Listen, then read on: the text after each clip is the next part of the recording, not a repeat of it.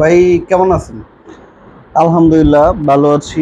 ভাই Thailand visa করতে এখন কি কি লাগতেছে এবং ভিসার রেশিও কেমন? বর্তমানে থাইল্যান্ড ভিসার রেশিও অনেক ভালো। পূর্বে যারা থাইল্যান্ড রিজেক্ট হয়েছে তারা বর্তমানে তাদেরও ভিসা রিজেক্ট যাদের ছিল তাদেরও এখন ভিসা হচ্ছে। ভিসা রেশিও খুবই ভালো, কিন্তু একটু টাইম লাগতেছে এখন। প্রায় 1 মাসের মতো টাইম লাগতেছে। পেমেন্ট নিয়ে বর্তমানে আর কোনো সমস্যা নাই। থাইল্যান্ড ভিসা করতে বর্তমানে ডকুমেন্ট লাগতেছে,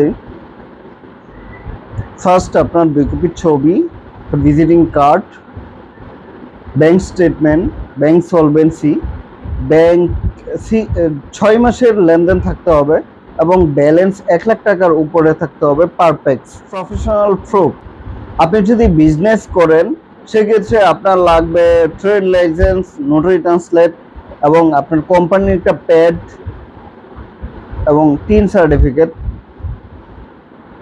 আর যদি আপনি জব করেন সেক্ষেত্রে লাগবে আপনার স্যালারি সার্টিফিকেট, অফিস এনওসি, ছুটির লেটার এবং অফিস আইডি কার্ড।